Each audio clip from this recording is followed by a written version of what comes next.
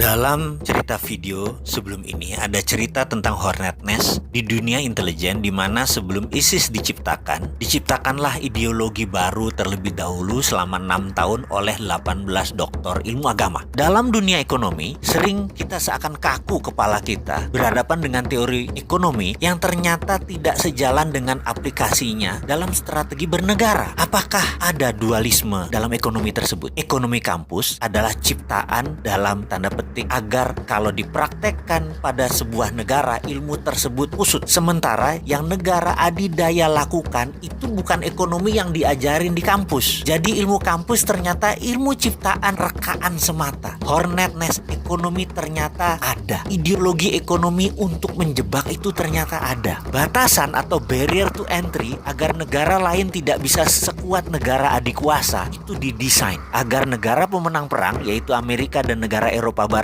terus berkuasa. Mau bukti? Mana mata uang penguasa di dunia ini? 65% transaksi di dunia ini menggunakan US dollar, 20% menggunakan euro, yen 4,7%, yuan Cina hanya 1,9% nilai transaksinya. Walaupun Cina menguasai mayoritas perdagangan sampai 50 atau 60% perdagangan dunia, dolar tetap underlying transaksi mereka. Memang mau Indonesia misalnya CPO-nya dibeli oleh Cina, Cina bayar pakai yuan. Terus yuannya tadi buat apa? Kita mau beli mesin misalnya untuk pabrik, mesinnya dari Jepang. Apa Jepang mau terima yuan? Nggak mau lah. Jepang mintanya dolar buat devisa mereka. Kok bisa begitu sih? Ini kesepakatan atas dasar suka sama suka atau atas dasar saya penguasa dunia, Anda harus manut dengan saya? Baik, kita akan bicara tentang currency warfare di sesi lain. Sekarang kita kembali ke topik. Misalnya lagi, dunia perbankan yang saat ini dianggap kunci sukses ekonomi, sehingga bank dicitrakan adalah penting untuk membangun ekonomi itu hanya bank. Padahal banking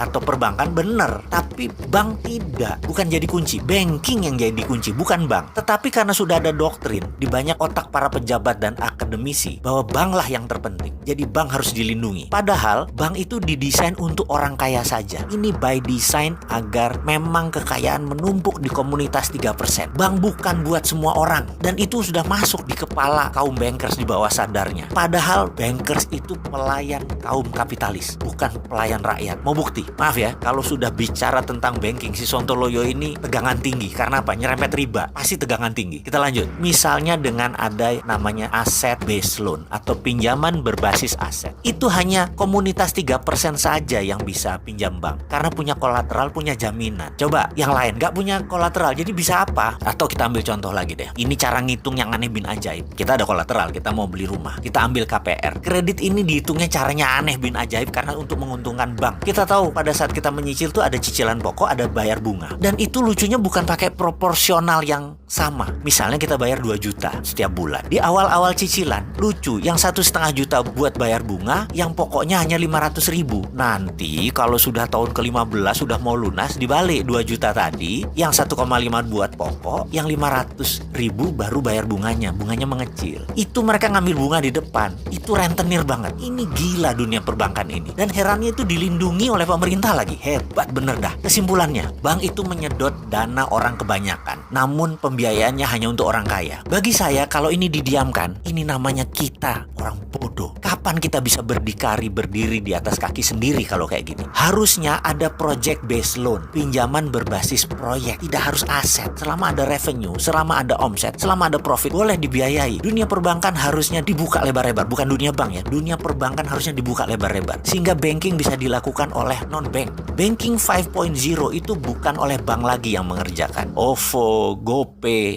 Alipay sejenisnya lah. Itu adalah banking system, pembayaran. Dan itu di tahun depan, sebentar lagi tidak terbendung kehadirannya. Ini semua akan terjadi di Indonesia. Jadi wahai bankers, mulailah berpikir, ubah banking system Anda. Banking akan bertahan sepanjang zaman, namun bukan bank. Bank itu sunset, goodbye bank. Wahai pejabat negara, mulailah membuka diri atas banking 5.0, banking from non-banking system, sehingga riba bisa hilang.